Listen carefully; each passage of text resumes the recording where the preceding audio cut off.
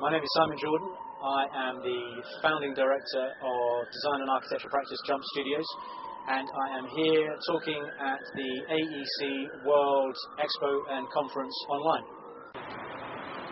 I think the perception of designers is we deal with spaces and objects, but actually I think what we really do is we frame and elevate experiences. Successive anthropological studies demonstrate a clear link between habitat and behaviour, and organisations generally are made up clearly of people and a set of behaviours.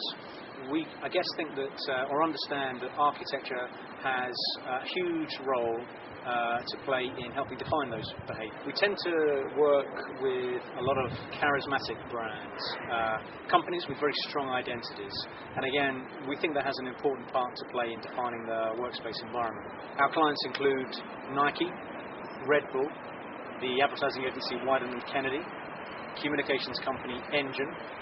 We've worked with LG, designing their design studios. Well, I would like to take you through a couple of examples of our work.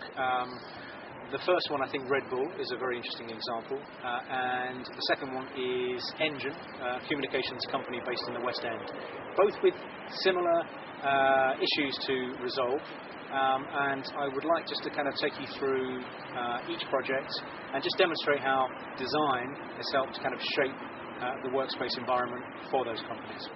In both cases, what we tend to have to reconcile is the need to establish a very strong sense of identity, coupled with a need to really understand the organisation, how it behaves, and how we can help manage those behaviours through the spaces that we have to address. Red Bull came to us with a very distinct need. The brief was fairly simple. They were amalgamating two offices into one, and I think what they really wanted to do was ensure that they encouraged as much interaction between the various different departments. At the same time, they were very keen to ensure that the brand was posited at the heart of the space as well. How would we as designers treat the brand as a physical experience? And I think for us the process of design really is, in the true sense of the word, it's a synthetic process. It's about bringing things together. What we tend to try and do with these sorts of projects is find a way in which we can capture the needs of the specific requirements in one unifying, centrally organising idea. We tend to talk about that as a creative platform, and with Red Bull, the creative platform upon which everything was built, we described as a compressed experience. We felt that Red Bull as a brand really kind of imbued a sense of a very exhilarated experience, and I think because of the needs that the offices needed to resolve, for us the building needed to feel like a compressed experience. We needed people to really feel connected in a very immediate way to the space. So the first thing we did was to convince Red Bull to cut some voids through the various floor plates of the building, through which we dropped circulation, and then we imbued that circulation with something that we felt was very Red Bull, very exhilarating. So a slide and a staircase that was dematerialised. We took the material away from it so that it became this kind of floating staircase. And the idea, I think, is that what we wanted people to do is, other than traverse the building in a very immediate way, we wanted them to do that in a very exciting way. Where we couldn't drop physical connections between the floors, we opened up voids to provide visual connections between the floors. The building itself we were dealing with was ranged over 3 floors. The top floor, the 5th floor, was a very nice kind of glass box. The particular quirk of the building was that it was shared. There was a shared reception on the ground floor, and to enter the Red Bull space you came in through the 5th floor, and I think we wanted to turn that to its advantage in a way by positing all of the sort of social and meeting functions on that 5th floor. So the idea, net result, is in the morning, the staff, when they arrive at the building, they can only access Red Bull as an office through the 5th floor.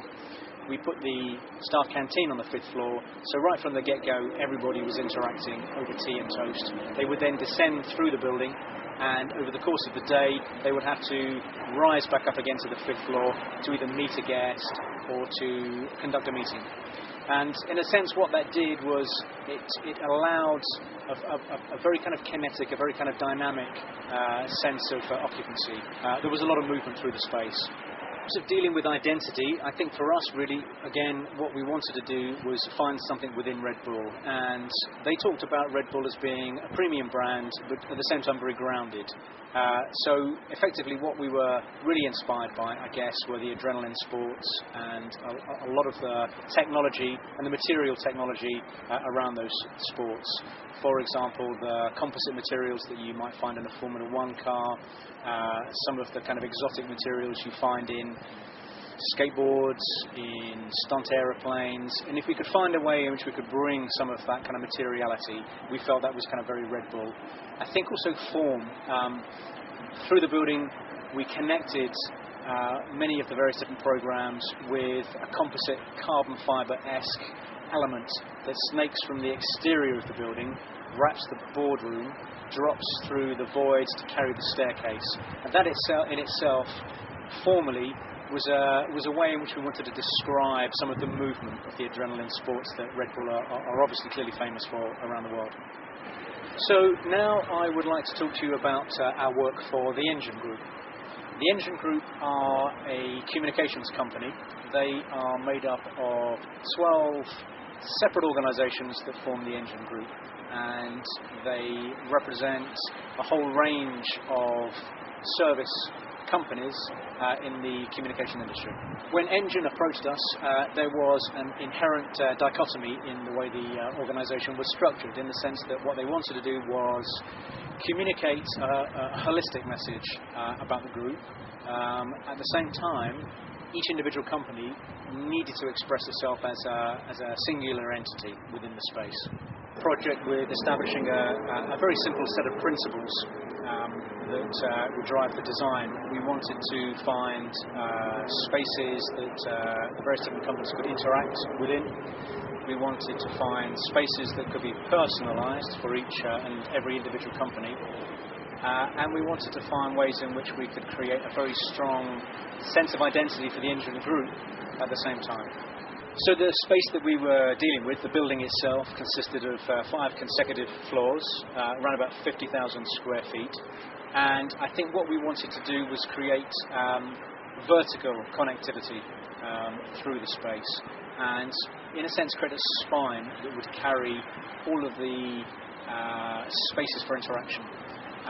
We then wanted to kind of imbue that spine with a language that would somehow describe the Engine DNA. And in a sense, what we wanted to do was only really design about 80% of that space and allow 20% to be customised by the individual companies.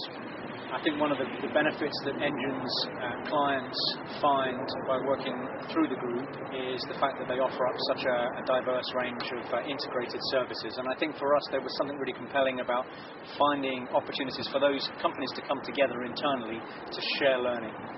So we created a series of meeting opportunities, and I think for us it was just providing the company, the group, with as many different meeting opportunities as we possibly could. So we would find ways in which we could use kind of materials, for example, to define a specific meeting opportunity. We have rooms that are clad completely in cork. We can use those to pin up. We have rooms that have absolutely no tables. We have auditorium seating within those rooms. So again, just different ways in which we could find those spaces working to accommodate the various different needs of the group. So with Nike, we were working very closely with the creative director of Nike and the local marketing director, both of whom had very distinct needs for the office. The marketing director was very keen on ensuring that we really understood how the business worked in terms of the various different departments and how they came together. And the creative director was very keen, again, to see whether we could establish an identity at the heart of the workspace. I think for us, again,